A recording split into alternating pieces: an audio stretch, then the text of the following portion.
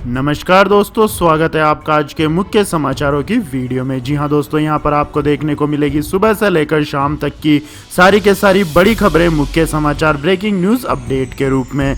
तो दोस्तों, आप लोगों से रिक्वेस्ट है इस वीडियो को ज़्यादा से ज़्यादा लाइक और शेयर करें। तो दोस्तों, सीधे चलते हैं आज की पहली बड़ी खबर की ओर। महाराष्ट्र के लोगों को बड़ा झटका, लॉकडाउन बढ़ाने पर सरकार ने किया बड़ा फैसला। जी हां दोस्तों, महाराष्ट्र के मुख्यमंत्री उद्धव ठाकरे ने रविवार को कहा है कि 30 जून के बाद भी राज्य में लॉकडाउन की पाबंदियां जारी रहेंगी। टेलीविजन पर संबोधन में ठाकरे ने पाबंदियों में ढील दिए जाने से इनकार करते हुए कहा कि राज्य में इस महामारी का खतरा अभी भी बना हुआ है। ठाकरे ने कहा कि अर्थव्यवस्था को फिर से पटरी पर लाने के लिए अनलॉक की प्रक्रिया को धीरे धीरे लागू किया जा रहा है, जिसे मिशन बिगन अगेन नाम दिया गया। उन्होंने कहा कि इस महामारी से बुरी तरह से प्रभावित मुंबई में चेंज द वायरस पहल के अच्छे परिणाम सामने आए और इससे राज्य के दूसरे हिस्से में भी लागू किया जाएगा। उन्होंने आगे कहा कि प्रधानमंत्री नरेंद्र मोदी को पत्र लिखकर प्रधानमंत्री गरीब कल्याण अभियान का विस्तार करने की मांग की है, ताकि महाराष्ट्र कम कीमत पर गरीबों को खाद्यान्नों की आपूर्ति कर सके। इसके बाद दोस्तों, जानते हैं अगली बड़ी खबर। चीनी वायरस की दवा के दावे पर बाबा रामदेव समेत 5 लोगों के खिलाफ एफआईआर। जी हां दोस्तों, राजस्थान में बाबा रामदेव, पतंजलि आयुर्वेद के सीईओ आचार्य बालकृष्ण और 3 अन्य के खिलाफ चीनी संक्रमण की ठीक करने की दवा का दावा करने के मामले में एफआईआर दर्ज की गई है। यह एफआईआर इस महामारी की दवा के रूप में कोरोनिल टेबलेट के भ्रामक प्रचार करने के आरोप में दर्ज कराई गई है। एडवोकेट बलवीर जाखड़ ने जयपुर के ज्योतिनगर थाने में शुक्रवार को यह एफआईआर दर्ज कराई। इसमें बाबा रामदेव, आचार्य बालकृष्ण, वैज्ञानिक अनुराग वैष्णव, निम्स के अध्यक्ष डॉक्टर बलवीर सिंह तोमर और निर्देशक डॉक्टर अनुराग तोमर को आरोपी बनाया गया है। आपकी जानकारी के लिए बता दें दोस्तों, पतंजलि आयुर्वेद ने मंगलवार को कोरोनिल टेबलेट और स्वसारी वटी को लॉन्च किया था और दावा किया था कि ये दवाएं 7 दिनों में इस महामारी को दूर भगा सकती हैं। इसके बाद आयुष मंत्रालय ने इस बारे में अनभिज्ञता जताई थी। इसके बाद दोस्तों, जानते हैं अगली बड़ी खबर। एलएसी पर तनाव कम करने के लिए भारत और चीन के बीच अब हर हफ्ते होगी बातचीत।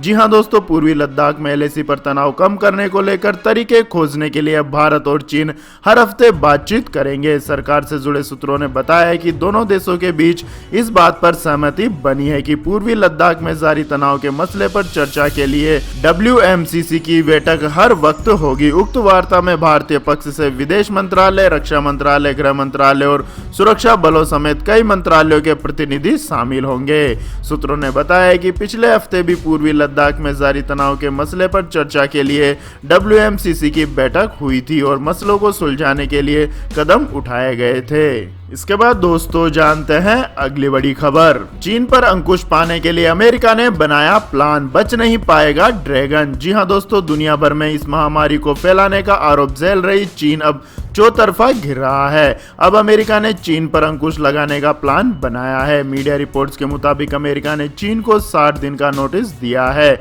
अमेरिका अब चीन की कंपनियों की निगरानी करेगा। अमेरिका ने चीन की 20 कंपनियों की पहचान कर उनकी लिस्ट तैयार की है, जिसका नियंत्रण बीजिंग में सैन्य शासन के पास है। चीन की कंपनियों पर अमेरिका से तकनीकी ले जाने का भी आरोप है। वहीं चीन के खिलाफ दक्षिणी पूर्वी एशियाई देशों ने सख्त रुख अपनाया है। आसियान ने कहा है कि चीन दक्षिणी चीन सागर में संधि का पालन करे। इन देशों के नेताओं ने कहा है कि 1982 में हुई संयुक्त राष्ट्र समुद्र कानून संधि के आधार पर दक्षिण चीन सागर में अधिकार तय होने चाहिए। इसके बाद दोस्तों, जानते हैं अगली बड़ी खबर। योगी आदित्यनाथ की राह पर चले डोनाल्ड ट्रंप। अमेरिका में दंगा करने वालों की फोटो ट्वीट कर लोगों से मांगी इनकी जानकारी।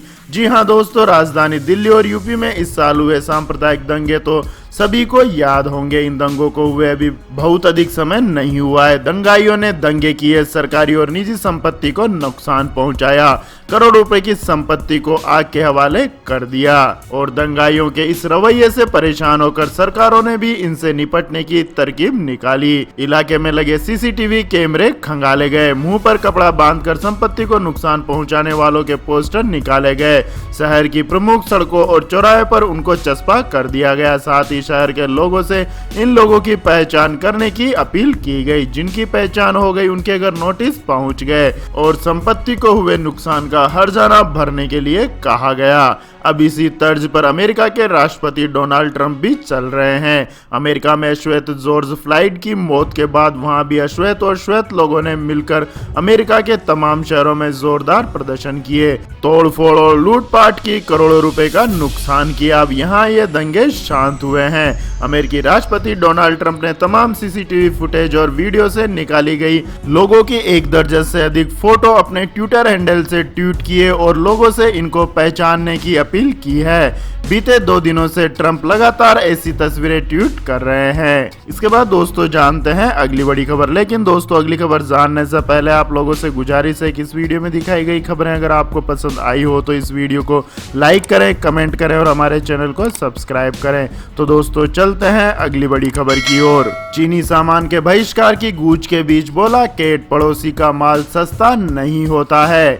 जी हां दोस्तों, चीन के माल के बहिष्कार की गूंज के बीच देश के खुदरा व्यापारियों के प्रमुख संगठन confederation of all India trades के महासचिव प्रवीण खंडेवाल का मानना है कि यह भ्रम है कि चीन का माल सस्ता होता है। चीनी माल के बहिष्कार में अग्रणी भूमिका निभा रहे खंडेलवाल ने कहा, तैयार माल को देखें तो 80% उत्पाद ऐसे हैं जिनमें भारत और चीन के सामान का दाम लगभग समान है।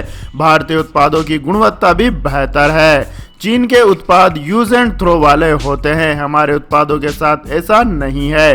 इसके अलावा भारतीय सामान के साथ गारंटी भी होती है। उन्होंने कहा कि चीन की रणनीति है वह अपने सामानों को किफायती बताकर उसे भारतीय बाजारों में पटाता रहा है। हालांकि अब लोगों की धारणा बदल रही है।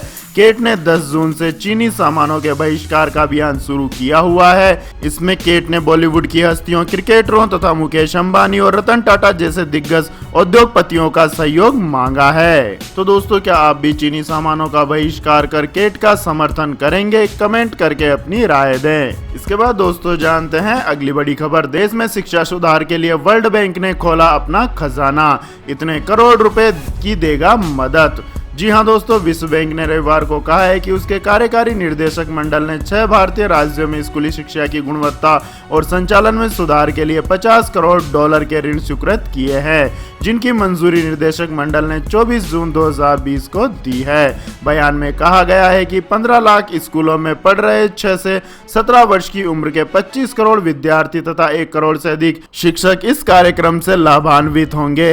इसके बाद दोस्तों रुक करते हैं अगली बड़ी खबर का। इस महामारी ने तोड़ी चीन की कमर, अरबों डॉलर वाले BRI से जुड़े कई प्रोडक्ट अटके, सीपेक पर भी असर। जी हां दोस्तों, चीन की अरबों डॉलर वाली महत्वाकांक्षी बेल्ट एंड रोड इनिशिएटिव परियोजना के तहत चलने वाली अधिकतर परियोजनाएं इस महामारी के कारण आंशिक रूप से या पूरी तरह प्रभावित हुई हैं। एक चीनी अधिकारी ने यह जानकारी दी है। विदेश मंत्रालय के अंतर्राष्ट्रीय आर्थिक मामलों के विभाग के महानिदेशक वांग चियालोंग के मुताबिक चीन के वैश्विक प्रभाव को और विस्तार देने के लिए एशिया, अफ्रीका और यूरोप में कारोबार और निवेश को बढ़ावा देने के उद्देश्य वाली BRI की परियोजनाओं का करीब 5वां हिस्सा महामारी से बुरी तरह प्रभावित हुआ है। इसके बाद दोस्तों जानते हैं अगली बड़ी खबर। सुशांत सिंह राजपूत की मौत पर संजय राउत ने उठाए कई सवाल, मानसिक स्थिति को लेकर कही बड़ी बात। जी हां दोस्तों, शिवसेना के मुखपत्र सामना में आज सुशांत सिंह राजपूत की आत्महत्या के बाद विवादों में घिरे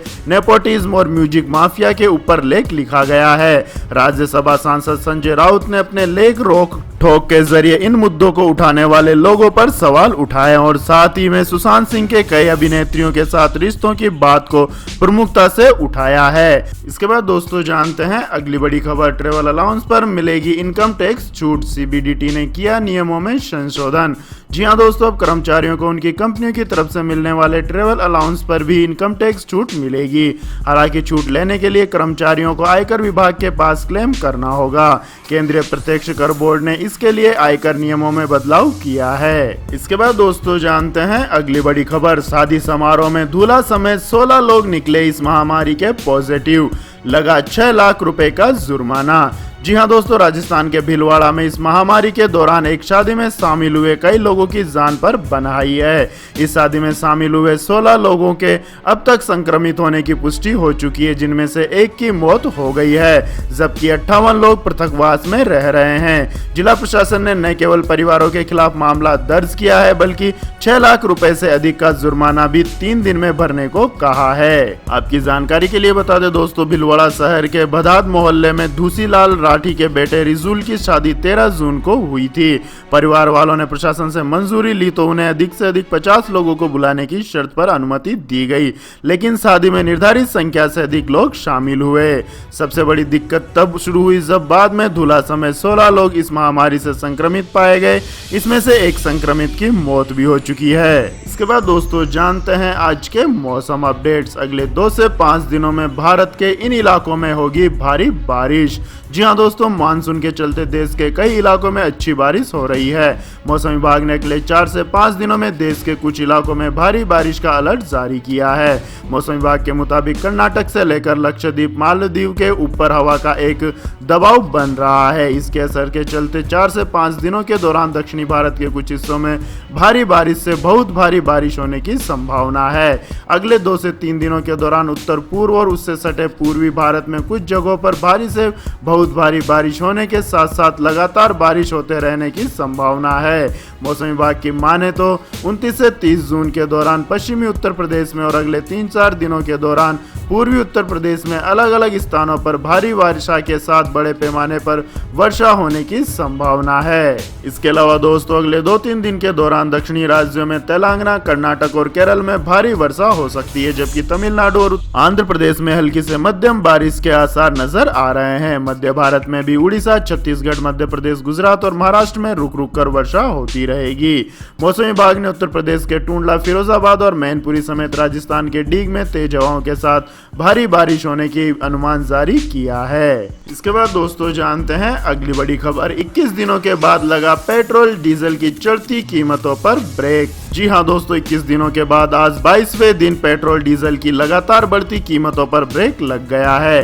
तेल मार्केटिंग कंपनियों ने आज किसी भी तरह से कीमतों में बढ़ोतरी नहीं की है। इसके चलते फिलहाल देश के किसी भी इलाके में पेट्रोल और डीजल के रेट स्थिर हैं, जिससे दिल्ली में 1 लीटर पेट्रोल का दाम 80.38 रुपए, वहीं डीजल का दाम 80 रुपए 40 पैसे प्रति लीटर अपने पूर्ववर्ती दामों पर ही बना हुआ है। इसके बाद दोस्तों जानते हैं अगली बड़ी खबर। एयर इंडिया के लिए बोली लगाने की अंतिम तिथि 2 महीने बढ़ी। अभी 31 अगस्त तक लगा सकते हैं बोली। जी हां दोस्तों, इस महामारी के असर को देखते हुए सरकार ने एक बार फिर सरकारी विमान सेवा कंपनी एयर इंडिया के लिए बोली लगाने की अंतिम तारीख में बढ़ोतरी कर दी है। Department of investment and public asset management की ओर से शनिवार को जारी नोटिफिकेशन के मुताबिक अब एयर इंडिया के लिए 31 अगस्त तक बोली लगाई जा सकती है। नोटिफिकेशन के मुताबिक तकनीकी बोली के आधार पर पात्र बोली प्रदाताओं की सूची 14 सितंबर तक दी जाएगी। इसके बाद दोस्तों जानते हैं अगली बड़ी खबर। कोलकाता में कई होटलों के दरवाजे चीनी नागरिकों के लिए हुए बंद। जी हां दोस्तों, भारत चीन के बीच सीमा को लेकर चल रहे तनाव को ध्यान में रखते हुए कोलकाता के कई होटलों में चीनी नागरिकों के ठहरने पर रोक लगा दी गई है। कारोबार के सिलसिले में कोलकाता आने वाले चीनी नागरिक आमतौर पर park street, ride street, free school street और मिर्जा गालिब स्ट्रीट के विभिन्न होटलों में रहते हैं। इन इलाकों के अधिकांश होटल मालिकों ने अब चीनी नागरिकों को अपने यहाँ पर ठहरने नहीं देने का फैसला किया है। पार्किन होटल के एक अधिकारी ने बताया है कि हमारे सैनिकों पर हमला करने वालों को हम अपने होटल में ठहरने की इजाजत कैसे दे सकते हैं, यह किसी भी तरह संभव नहीं है और हमने हमारे होटलों के दरवाजे चीनी नागरिकों के लिए बंद कर दिए हैं। इसके बाद दोस्तों जानते हैं अगली बड़ी खबर। 1 जुलाई से 27 यूरोपीय देश में पर्यटन की होगी छूट। अमेरिकी पर्यटकों पर लगी रोक। जी हां दोस्तों, अमेरिकी मीडिया ने शुक्रवार को खबर दी है कि जुलाई में ब्लॉक फिर से खुल जाएगा, लेकिन यूरोपीय संघ, संयुक्त राज्य अमेरिका और कुछ ऐसे देशों के यात्रियों की यूरोप में आवाजाही पर रोक लगाए रखेगा। इस बैन की वजह यह बताई गई है कि अमेरिका में इस महामारी के प्रकोप को प्रभावी रूप से नियंत्रित नहीं किया गया है। द न्यूयॉर्क टाइम्स ने बताया कि हाल ही के हफ्ते में ब्रसेल्स में हुई कई दौर की बातचीत के बाद यूरोपीय संघ के वरिष्ठ राजनयिकों ने उन सुरक्षित देशों की अंतिम सूची बनाई है जहां के यात्रियों का स्वागत किया जाएगा। ये देखा जा रहा है कि दुनिया में सबसे ज्यादा इस महामारी के मामले और मौतें संयुक्त राज्य अमेरिका में दर्ज की गई हैं। अखबार के अनुसार यह लगभग नामुमकिन है कि अमेरिका का नाम अंतिम सूची में शामिल किया जाएगा। इसके बाद दोस्तों जानते हैं अगली बड़ी खबर। इन शहरों में अमेजन इंडिया 20,000 लोगों को देगी नौकरी। जी हां दोस्तों, दिग्गज e commerce company Amazon India ने रविवार को कहा है कि वह करीब 20,000 अस्थायी कर्मचारियों की नियुक्ति करेगी। अमेजन इंडिया ये नियुक्ति अपने कस्टमर सर्विस विभाग में करेगी ताकि भारत व वैश्विक स्तर पर ग्राहकों को गैर बाधित ऑनलाइन शॉपिंग की सुविधा मिल सके।